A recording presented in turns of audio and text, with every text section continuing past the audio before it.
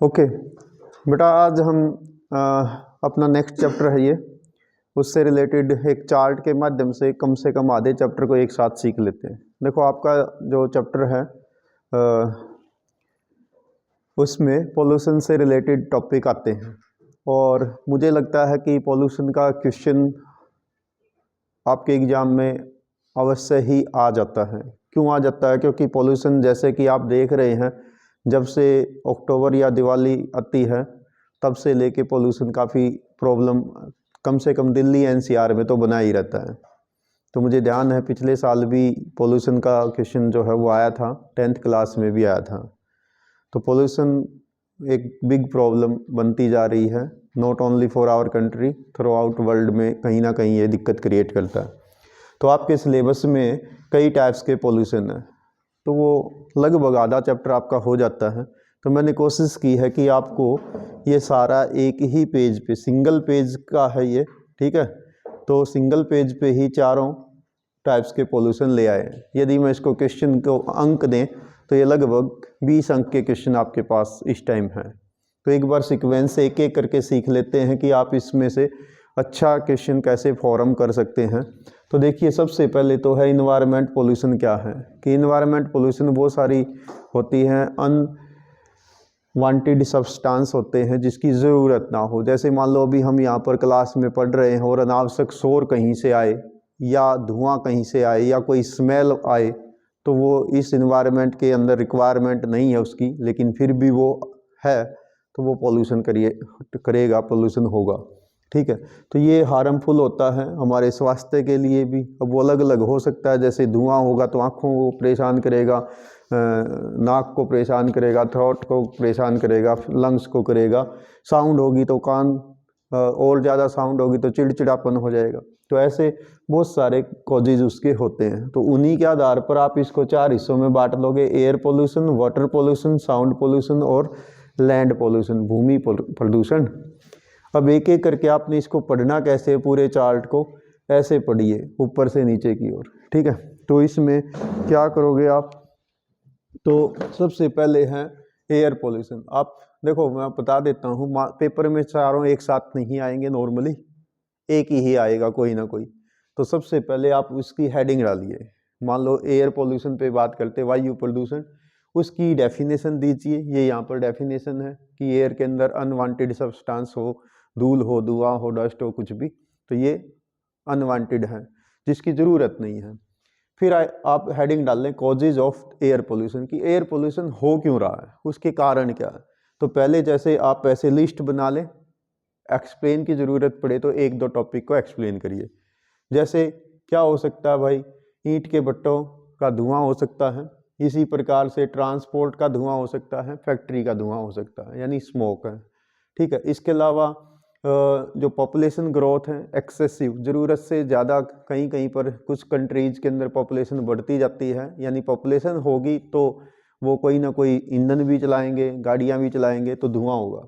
इसके अलावा पेड़ों का काटा जाना, ये उसका कारण है। डस्ट, धुआं जो है वो एक कारण है, वो नेचुरली भी हो सकता है, वही जैसे ग्रीष्म काल में धूल भरी आंधियाँ आती हैं।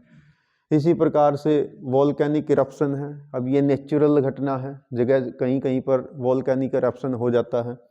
वाइल्ड फायर, जंगल में आग लगना, ये दोनों कारणों से हो सकती है, नेचुरली भी होती है और मैन मेड भी होती है। इसी प्रकार से म्यूनिसिपल वेस्ट का ढेर, कहीं कहीं पर आप देखते हैं कूड़े कचरे का ढेर लगता चला जाता है। ये एक नॉर्मल सोसाइटी की हैबिट भी होती है कि आप कहीं पर बिल्कुल साफ वातावरण हो, वहाँ पर थोड़ा डस्टबिन या कोई पन्नी कचरा कुछ डाल दीजिए, आने वाला व्यक्ति भी वहीं डाल देगा कि यहीं पर डालते होंगे शायद। तो ऐसे करते करते ढेर लग जाता है। तो इसी प्रकार से स्प्रे, पेस्टिसाइड हैं, खेतों में हम जो यूज करते हैं, उनका साइड इफ़ेक्ट आप देख रहे हैं कि वो फसलों से पशुओं तक और उसके दूध के माध्यम से शरीर तक भी पहुंच रहा है, ठीक है। इसी प्रकार से जो न्यूक्लियर एक्सप्लोजन है, परमाणु विस्फोट हैं, उसके कारण से ऐसा होता है। इसके अलावा माइनिंग ऑपरेशन, ये भी हो सकता है, या इसके साथ साथ कोई वार वगैरह हो सकता है जहाँ पर युद्ध है। तो ये हो गए कॉजेज। अब इसके प्रभाव क्या पड़ेंगे, नेक्स्ट हेडिंग आप डालना कि इसके इफेक्ट क्या होंगे। तो इफेक्ट क्या होंगे, तो नंबर एक देखो, जो वायु है वो सब ज़्यादा प्रभाव डालेगी हमारी रेस्पिरेटरी सिस्टम पे, श्वसन तंत्र पर। रेस्पिरेटरी सिस्टम से होगा अस्थमा हो सकता है, कोई श्वसन संबंधी बीमारियां हो सकती है, स्किन की बीमारी हो सकती है, एलर्जी हो सकती है, ठीक है, जुकाम हो सकता है, खांसी हो सकती है, ठीक है। दूसरा इसका प्रभाव क्या होगा, वातावरण दूषित रहेगा, एयर पोल्यूट हो जाएगी, स्वच्छ वायु नहीं मिलेगी आपको। इसके अलावा उसमें वातावरण के अंदर स्मोक, धुआं और फॉग, जैसे अभी की प्रॉब्लम यही तो होती है अक्टूबर एंड ऑनवर्ड, क्या होता है कि एयर प्रेशर हाई हो जाता है, उसके कारण से वायु नीचे की ओर रहती है, तो नीचे वाली लेयर के अंदर ही धुआं मूवमेंट करता रहता है, तो स्मोक प्लस फॉग दोनों मिल जाएंगे तो स्मोग बन जाएगा, ठीक है। इसी प्रकार से इसके कारण ग्लोबल वार्मिंग बढ़ रही है एयर पोल्यूशन के कारण। क्यों? क्योंकि जो वो पोल्यूटेंट हैं वो अपने अंदर गर्मी को ट्रैप करके रखते हैं, इन्वायरमेंट के अंदर वो गर्मी रिलीज नहीं हो पाती, तो धीरे धीरे इंक्रीज हो जाएगा, ठीक है। क्योंकि इसमें बहुत बड़ा कारण धुएं में CO2 है, कार्बन डाइऑक्साइड, ठीक है, तो वो गर्मी को ट्रैप करके रखती। फिर क्या होता है कि जब वातावरण में बहुत ज़्यादा ये एयर पोल्यूशन के कंटेंट होंगे, तो अगर बारिश होगी तो क्या होगा, एसिड रेन होगी, ठीक है, तो सारा का सारा हवा के साथ जो धूल धुआं डस्ट इन्वायरमेंट के अंदर फैला हुआ है तो वापस ज़मीन पे आएगा। इसके अलावा ग्रीन हाउस गैसेज धीरे धीरे बढ़ती चली जाएंगी, तो ये इफेक्ट हो गए, ठीक है। अब इसका सॉल्यूशन क्या करोगे, तो क्या कर रहे हैं, जो ऊपर आपने कारण देखे थे उन सब कारणों के सामने सॉल्यूशन भी आप बता सकते हैं कि भाई एक तो हमें स्ट्रिक्ट रूल बनाने पड़ेंगे, सख्ताई से नियमों को लागू करना पड़ेगा, जो ना माने उनको पनिश भी करना पड़ेगा, ठीक है। कंट्रोल करना चाहिए हमें पॉपुलेशन पर, क्योंकि पॉपुलेशन नियमित सीमित होगी तो पोल्यूशन भी सीमित रहेगा। इसके अलावा हमें पब्लिक अवेयरनेस फैलानी चाहिए कि हम कचरा वगैरह कहीं पर ना फैलाएं, तो वो। इसके अलावा हमें प्लांट करने चाहिए ट्री, जब भी मौका मिले। नया साल आ रहा है, पेड़ लगाओ, आप परीक्षा देने जा रहे हैं, पहला दिन है, पेड़ लगा लो। आपका जन्मदिन आता है, पेड़ लगा लीजिए। हमारी शादी की सालगिरह आ रही है तो हम पेड़ लगा दें, ठीक। तो ऐसे कोई भी बहाने होने चाहिए, जो भी मौका मिले। आप जन्म दिवस पर मिठाइयाँ बांटते हैं, क्यों ना आप पौधे बांट दें, ठीक है। जो फल आप खा रहे हैं साल भर में, उनके जो बीज हैं उनको संजो के रखें, उनसे पेड़ पौधे तैयार किए जा सकते हैं, ठीक। तो ये सारा है। इसके अलावा पब्लिक व्हीकल, खासकर इलेक्ट्रिक व्हीकल, रेलगाड़ियाँ, बस, मान लो इनको यूज करेंगे तो क्या होगा, पोल्यूशन कम होगा, ठीक है। इसके साथ साथ जो व्हीकल है उनकी टाइम टू टाइम चेकिंग होते रहना चाहिए, चेकिंग भी हो और खुद लोग अवेयर भी रहें कि टाइम टू टाइम अपने इंजन की सर्विसिंग टाइम पे कराएं ताकि वो धुआं ना दे, ठीक है। इसके अलावा हमें जो हाइड्रो पावर है, जल विद्युत है, उसका अधिकतम यूज करना चाहिए, इलेक्ट्रिसिटी का, जैसे आजकल इलेक्ट्रिक गाड़ियां आ गई हैं, ठीक है। इसी प्रकार से सोलर एनर्जी का यूज कर सकते हैं और म्यूनिसिपल वेस्ट का डिस्पोज कर सकते हैं, या उसको कन्वर्ट किया जा सकता, दोबारा एनर्जी के रूप में यूज कर सकते हैं। तो ये आपका हो गया एयर पोल्यूशन, ठीक है। इसी प्रकार से अब सेम टू सेम लगभग ऐसे ही हैं इसमें वाटर पोल्यूशन क्या होगा, पानी के अंदर अवांछनीय पदार्थ हैं। अब वो सीधे डस्ट भी हो सकता है, कुछ ऐसा भी हो सकता है कि पानी देखने में साफ हो लेकिन पीने के लायक ना हो, पिएंगे तो पता चलेगा कि शरीर के ऊपर साइड इफेक्ट कर रहे हैं। अब कारण क्या है, वही सीवरेज का वाटर। अब जैसे आपको मालूम है कानपुर में गंगा चरम उद्योग के कारण से, दिल्ली में यमुना, दिल्ली के वेस्ट वाटर के कारण पोल्यूट है। पॉपुलेशन ज़्यादा बढ़ेगी तो भी ज़्यादा पानी यूज होगा तो पोल्यूशन होगा, ज़्यादा सीवरेज वाटर निकलेगा, इंडस्ट्रियल वेस्ट, हैवी रेनफॉल। अब रेनी सीजन में क्या होता है, ज़्यादा बारिश होती है तो पहाड़ों का बहुत सारा जो मिट्टी है वो कट के रिवर में आ जाती है, सारी पोल्यूट हो जाएंगी। इसके अलावा पानी के अंदर कोई तेल के टैंकर का लीक होना, समुद्रों में आप कई बार देखते हैं टक्कर हो जाती है। इसी प्रकार से जो केमिकल फर्टिलाइजर पेस्टिसाइड हैं उनका पानी में जाना। इसके अलावा जो हमारे धार्मिक अनुष्ठान होते हैं, जैसे मान लो भाई अंतिम संस्कार के बाद जो अपने बच जाते हैं तो उनको उसमें पानी में प्रवाहित कर देते हैं। इसके अलावा हमारा कुछ धार्मिक वो आते हैं तब भी अब ठीक है भाई, हमारी धार्मिक आस्थाएं उसके साथ जुड़ी हुई है, लेकिन पानी के पर्पज से देखें तो पोल्यूट तो होता ही है, ठीक है। तो इस कारण से कई बार टूरिज्म वगैरह हैं, मेले हैं, तो बहुत सारे लोग एक साथ आ जाते हैं तो पोल्यूशन होता है। इसके अलावा जो राख वगैरह है उसको नदियों में फेंकना, ये बहुत सारे कारण हो सकते हैं। अब बात करते हैं कि जब वाटर पोल्यूशन होगा तो उसका प्रभाव क्या पड़ेगा। तो वाटर पोल्यूशन का सबसे बड़ा प्रभाव क्या होता है कि ये पानी जो है वो हमारे पेट वाले हिस्से को प्रभावित करेगा। तो सब डायरिया हो सकता है, यानी दस्त हो सकते हैं, यानी पेट खराब होगा, पेट में कीड़े हो सकते हैं, हेपेटाइटिस नाम की बीमारी हो सकती है। ठीक है, तो ये आपसे पूछे भीगा। इसके अलावा जो ग्राउंड वाटर है उसके अंदर भी धीरे धीरे पोल्यूटेंट चले जाते हैं, तो अंडरग्राउंड वाटर भी दूषित हो सकता है। इसके अलावा पानी जो रिवर में है उसकी क्वालिटी खराब हो जाएगी। इसके साथ साथ जो पानी के अंदर ऑर्गेनिज्म होते हैं, छोटे छोटे जीव होते हैं, जैसे गंगा नदी में गंगेटिक डॉल्फिन मिलती है जो हमारे देश का राष्ट्रीय जलीय जीव भी है, नेशनल एक्वाटिक एनिमल है। ठीक है, अब गंगा में जब पानी के अंदर, अब एक्चुअल में आपको क्या होता है कि जो मछली होती है वो क्या करती, पानी को अंदर ले जाती है शरीर में। उसका शरीर नेचर ने ऐसा बनाया कि पानी अंदर जाएगा और वो अंदर जाके पानी को दो हिस्से में डिवाइड कर देगी, हाइड्रोजन अलग हो जाएगी, ऑक्सीजन अलग हो जाएगी। ठीक है, अब वो पानी ही दूषित हो, उसमें ऑक्सीजन की मात्रा कम हो तो वो जीव भी मारे जाएंगे। ठीक है, इसी प्रकार से जो हमारे धीरे धीरे वो एक्सटिंक्ट हो जाएंगे या कम हो जाएंगे या उनकी डेथ हो जाएगी। ठीक है, अब बचाने के लिए क्या करो, वही है बहुत सारी बातें, तो कि भाई पानी को रिसाइकल हमने करना चाहिए, एक ही पानी को हम कई जगह यूज कर सकते हैं। इसके अलावा हमें वही रूल को सख्ताई से लागू करो, सख्त कानून बनाइए। इसके अलावा कंट्रोल ऑफ द पोल्यूशन को कंट्रोल करना चाहिए। ठीक है, इसके अलावा जो खेतों में हमें पेस्टिसाइड का यूज कम करना चाहिए, कोशिश करें कि धीरे धीरे उसको हटा दें, क्योंकि उसके साइड इफेक्ट इन्वायरमेंट पे भी है, स्वास्थ्य पे भी है, और वो धीरे धीरे जमीन के अंदर भी चले जाते हैं, अंडरग्राउंड वाटर तक पहुंच जाते हैं। ठीक है, पब्लिक को अवेयर किया जा सकता है। इसके अलावा सरकार भी बहुत सारे काम कर रही, जैसे नमामि गंगे प्रोग्राम एक है। ठीक है, नेशनल गंगा मिशन है। इसके अलावा जो जलीय काम करते रहते हैं अच्छे। ठीक है, तो जल को बचाने के लिए जो काम करते हैं, जैसे आपने अपने सिलेबस में भी पढ़ रखा है, हरियाली सेंट्रल गवर्नमेंट की स्कीम है, अरवारी पानी संसद वो सेंट्रल गवर्नमेंट की स्कीम, वो उसकी है अरवारी पानी संसद राजस्थान अलवर की। ठीक है, इसके अलावा नीरू मीरू आंध्र प्रदेश की स्कीम है, वो पानी को बचाने के लिए ही है। तमिलनाडु ने कंपलसरी कर रखा है, तमिलनाडु ने हर घर, कोई भी वहाँ पर स्ट्रक्चर आप बना ही नहीं सकते जब तक रेन वाटर हार्वेस्टिंग ना हो। हमने अपने विद्यालय में भी रेन वाटर हार्वेस्टिंग सिस्टम बना रखा है। आप जो दिन में पानी पीते हैं, जो वेस्ट वाटर निकल जाता है वहाँ पर पानी की उससे टंकी से, तो उसको भी हमने स्टोर कर रखा है, उसको पौधों में दे देते हैं। ठीक, तो इस प्रकार से हम अवेयरनेस कर सकते हैं, और हमें ये डेली अपनी रूटीन की हैबिट भी बना लेनी चाहिए, क्योंकि आप देखिए सौरमंडल के अंदर केवल और केवल पृथ्वी ही एकमात्र ऐसा ग्रह है जिस पर जीवन है, और उस जीवन के पीछे एक ही कारण है, पानी। यदि पानी नहीं रहा तो जीवन भी समाप्त हो जाएगा। ठीक है, तो ये सारी बातें होनी चाहिए। इसी प्रकार से नेक्स्ट आता है साउंड पोल्यूशन। साउंड पोल्यूशन क्या है, इन्वायरमेंट के अंदर अनावश्यक साउंड।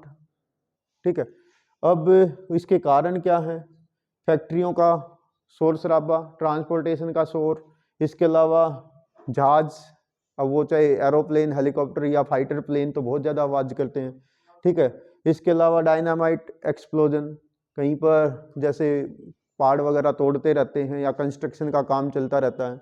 इसके अलावा वार प्रैक्टिस, कई बार युद्धाभ्यास होते हैं युद्ध के लिए, या कई बार एक्चुअल में होते हैं, जैसे अभी आपने सीरिया वगैरह में देखा, या ईरान इराक में देखा, या आपने हमास का और उसका इजराइल का देखा, या अभी आप यूक्रेन और रूस का देख रहे हैं, 3-4 साल हो गए हैं। ठीक, तो इस प्रकार से आप देख रहे हैं कि वहाँ पर कितना सारा एयर पोल्यूशन भी हो रहा होगा, वहाँ पर साउंड पोल्यूशन भी है। ठीक, तो इसी प्रकार से लाउड स्पीकर हैं, जब इलेक्शन आते हैं तब भी आप देखते हैं, कई बार हम धार्मिक अनुष्ठान करते हैं तब भी हम बहुत ज़्यादा लाउड स्पीकर का यूज करते हैं, या आप देखते हैं शादी या किसी समारोह में डीजे, हालांकि इसके नियम है कि रात 10 बजे के बाद आप नहीं बजाएंगे, लेकिन फिर भी धीरे धीरे बंद होते होते 10, 20, 30, 40 मिनट और एक्स्ट्रा लग ही जाती हैं। ठीक, इसी प्रकार से वोल्केनिक इरप्शन है, नेचुरल है, लेकिन जब वोल्केनिक इरप्शन होता है तो बहुत सारा धुआं तो निकलता ही है, साउंड भी होता है। इसके अलावा थंडर स्टॉर्म, अब आसमान में बिजली चमकती है, बहुत जोर की आवाज़ आती है, तो वो भी है, नेचुरली साउंड पोल्यूशन है। ठीक है, इसके अलावा फायर वर्क, आग से संबंधित आग लग जाना, तो आग भी जब जलती है, कहीं पर पेड़ पौधे जल जाते हैं तो धुआं तो हो ही रहा है, साथ के साथ साउंड भी क्रिएट करती है। ठीक, इसके अलावा माइनिंग ऑपरेशन, खनन का कार्य चलता रहता है, तो इसमें भी आप देखेंगे। अब इसका इफेक्ट क्या होगा, अभी देखो इसका इफेक्ट होगा यहाँ पर। ठीक है, सबसे ज्यादा इफेक्ट होगा आपका कान के पर्दे फट सकते हैं। ठीक है, इसके अलावा ये आपका चिड़चिड़ापन हो सकता है, इसके साथ साथ सिर में दर्द हो सकता है, तनाव हो सकता है, स्ट्रेस होगी, आपको गुस्सा आएगा बार बार। जो लोग ज़्यादा साउंड वाली फैक्ट्रियों में काम करते हैं वो चिड़चिड़े रहना शुरू हो जाते हैं, उनको ऊंचा सुनना शुरू हो जाता है, बीपी बढ़ जाता है, पता ही नहीं चलता शरीर का, धीरे धीरे धीरे धीरे हर रोज उस साउंड के अंदर रहते रहते हमारा बीपी बढ़ जाएगा। इसके अलावा फिजिकल दिक्कत हो सकती है, इसके अलावा और कई टाइप्स की प्रॉब्लम आप देखेंगे। ठीक है, जैसे ये एयर पोल्यूशन था, इसमें बताऊँ, इसमें आंखों में जलन भी होगी, वो भी एक कारण था, वो भी आप बताएंगे। ये बचाव के तरीके क्या, वही नियम सख्त करो, सख्ताई से उनको पालन करो। इसके अलावा पब्लिक अवेयर करो, पब्लिक व्हीकल यूज कर सकते हैं, उनकी रेगुलर टाइम पे चेकिंग करें, मेंटेनेंस रखें। जैसे नौजवान हैं बुलेट चलाते हैं, जानबूझ के उस पर पटाखे बजाते हैं, हालांकि सरकार सख्त रहती है लेकिन फिर भी जाने अनजाने यदि हम शुरू दिन से ही अवेयर रहें तो वही हो सकता है। आपने तो अपनी खुशी के लिए पटाखे बजाए, लेकिन वो साउंड कहाँ कहाँ तक जा रहा है, कोई बीमार भी हो सकता है, कुछ भी है, कोई ठीक ठाक व्यक्ति उसके भी कान के पर्दे फट सकते हैं। ठीक, इसके अलावा हमने साइलेंसर आ गया कि हमें अपने साइलेंसर जो कंपनी की तरफ से आते हैं, रिकमेंडेड जो होते हैं, वेरीफाइड जो होते हैं, वही यूज करने चाहिए। इसके अलावा जो हमारे धार्मिक जो कार्यक्रम होते हैं, ब्याह शादी समारोह जो भी हैं, तो उसमें जो हम म्यूजिकल इंस्ट्रूमेंट यूज करते हैं उसकी साउंड हमें थोड़ी सीमित रखनी चाहिए। डीजे भी बजाओ तो बनाई थोड़ी है, तो लेकिन थोड़ी आवाज़ तो कंट्रोल कर ही सकते हैं। इसके अलावा प्रेशर के हॉर्न नहीं लगाने चाहिए, जैसे आजकल हालांकि सरकार भी इस मामले में सख्त है, गाड़ियों को आगे से ही हिदायत दी गई होती है कि कंपनी की तरफ से तो कोई इस टाइप्स की नहीं होती, लेकिन फिर भी लोग प्रेशर हॉर्न लगा लेते हैं, तो उस पर बैन होना चाहिए। फिर दूसरी चीज़ क्या है कि रोड के दोनों तरफ पेड़ लगाने चाहिए। ये क्या करेंगे, पेड़ की एक खासियत क्या है, ये इन्वायरमेंट को तो क्लियर करता ही करता है, साउंड को भी कंट्रोल कर लेता है। जब बहुत सारे पेड़ होंगे तो उसके अंदर जो ध्वनि है वो टकरा के आगे तक डिस्ट्रीब्यूट नहीं होगी, फैलेगी नहीं, तो वहीं रह जाएगी। देन इससे ही रिलेटेड एक आप ये ध्यान रखेंगे कि जो नॉइज पोल्यूशन है इसको मापोगे कैसे, साउंड मीटर से नापोगे, उसकी यूनिट क्या होती है, वो होती है डीबी, डेसिबल इसको कहेंगे। और WHO कहता है कि ये हमारे कानों को 45 डेसिबल्स तक की ही साउंड सफिशिएंट होती है, उससे आगे अगर शोर है, उससे आगे अगर आवाज़ है तो उसको वो साउंड पोल्यूशन में ही काउंट करता है, वो हमारे स्वास्थ्य के लिए सेफ नहीं है। 45 dB से ऊपर, 45 dB तक ठीक है। ठीक, इसी प्रकार से लास्ट आपका आता है लैंड पोल्यूशन यानी भूमि प्रदूषण। अब भूमि के ऊपर अनावश्यक कूड़ा कचरा, ठीक, उसका ढेर लग जाना, वो लैंड पोल्यूशन होगा। अब इसमें कारण क्या होंगे, जैसे आपने कोई सॉलिड वेस्ट भाई प्लास्टिक के कचरे का ढेर लगा दिया, ठीक है, इसके अलावा कोई गीला कचरा आपने उसका ढेर लगा रखा है, इसके अलावा एक्सेस यूज ऑफ प्लास्टिक है, प्लास्टिक का यूज किया, पन्नी यूज की आपने और उसको फेंक देते हैं। ठीक, अब देखेंगे रोड के किनारे किनारे आओगे तो देखोगे कहीं पर रास्ते में बहुत सारे, इसकी समस्या क्या है कि ये डिग्रेड नहीं होती, मिट्टी में भी रही रहेगी लेकिन सालों सालों तक वही रहेगी। अब प्रॉब्लम क्या क्रिएट करेगी कि जहां पड़ी है, जहां पर गिर गई, उसके नीचे जो नेचुरल पानी बरसेगा आसमान से, तो वो भी जमीन उस पानी को नहीं सोखेगी, क्योंकि बीच में तो प्लास्टिक ने रोक दिया उसको। ठीक है, इसके अलावा जब पॉपुलेशन बढ़ेगी तो नेचुरली बात है यूज भी ज़्यादा होंगे। एक तो एक स्थान पर मान ले थोड़ी जनसंख्या, एक स्थान पर हजारों लाखों जनसंख्या, तो उतनी ज़्यादा प्लास्टिक भी तो यूज आप करोगे। इसके अलावा सॉलिड या लिक्विड वेस्ट, ये फैक्ट्री से, तो वो सलरी भी हो सकती है, वो लिक्विड भी हो सकता है। अब जैसे गंगा वाला एग्जाम्पल आप ले सकते हैं, कानपुर में क्या है, फैक्ट्रियां हैं, उनमें से जो पानी यूज होता है वो धीरे धीरे डिग्रेड होकर बाहर आता है, वो कितना ही कोशिश कर लें तो वो आखिरकार वहां तक पहुंच ही जाता है। ठीक है, पब्लिक अवेयरनेस की कमी ये हो सकता है। इसके अलावा गार्बेज के या उसके ढेर हो सकते हैं, गोबर के कूड़े कचरे के। अब इसका इफेक्ट क्या होगा, नंबर 1 दूषित स्मेल आएगी, दूर तक फैल जाएगी। जो हवा उसके ऊपर से, पीछे हवा शुद्ध थी, अब ढेर के ऊपर से गुजरी तो आगे वो गंदी होके पहुंच गई। ठीक है, इसके अलावा वहाँ पर दुनिया भर के कीड़े, मॉस्किटोज, ठीक, सुअर, कुत्ते, चूहे, ये सब हो जाएंगे। अब वो वहाँ से फिर दूर दूर तक घरों में भी आसपास में कोई चूहे वगैरह वो पहुँच जाते हैं तो वो बीमारियों को स्प्रेड करते हैं। मक्खियाँ होती हैं, मच्छर होते हैं, बीमारी हो जाएंगी, जैसे टाइफाइड हो सकता है, इसके अलावा डिप्थीरिया हो सकता है। ठीक, तो ये इस प्रकार की कुछ बीमारियां हैं जो इससे फैल सकती हैं, और साथ ही साथ ज़मीन दूषित हो जाती। तो ये सारे कारण आप करेंगे। बचाव के तरीके क्या हैं? बहुत सारे, तो एक जैसे हैं। प्लास्टिक को रीयूज करना चाहिए, रिसाइकल हमने कर लेना चाहिए। इसके अलावा पब्लिक अवेयरनेस फैलानी चाहिए कि जब हम बाजार में जाएं तो हम ऐसा भी तो कर सकते हैं कि घर से एक थैला ले जाएं। भाई आपने टमाटर खरीदे, आपने प्याज खरीदे, आपने मिर्च खरीदी, आपने गोभी खरीदी, आपने अदरक खरीदा, चारों को एक थैली में डाल दोगे तो कौन सा मिल जाने हैं? घर आके अलग अलग छांट लेंगे, एक ही थैली में काम चल जाएगा। अब आपने नॉर्मली देखा होगा दुकानदार भी क्या करते हैं, 4 आइटम दे रहे हैं तो 4 थैली दे रहे हैं। तो आप रोक दीजिए कि भाई इतनी थैली मत डालिए, मेरे पास बैग है उसमें डाल दो। ठीक, तो ये थोड़ी अवेयरनेस कर सकते हैं। रिसाइकिल के लिए हम प्रमोट कर सकते हैं खुद को भी और अपने सराउंडिंग को भी। ठीक है, इसके ऊपर रिसर्च करना चाहिए कि किस प्रकार से हम इस वेस्ट को कम करें, या प्लास्टिक को ही इस ढंग का बना दे कि वो जल्दी डिग्रेड हो जाए। जैसे कुछ प्लास्टिक थोड़े हार्ड होते हैं, पन्नी, वो जल्दी डिग्रेड हो जाएगी, जो जितनी सॉफ्ट है वो उतनी देर तक डिग्रेड नहीं होगी। ठीक है, इसी प्रकार से हमें ऑर्गेनिक फर्टिलाइजर बनाने चाहिए ताकि ज़मीन दूषित ना हो। या जैसे थैलियों की ही बात थी तो पेपर की थैली बना सकते हैं। जैसे आजकल आप देखते हैं कैरी बैग जो है वो ज़्यादातर कागज़ के आने लग गए या गत्ते के आने लग गए।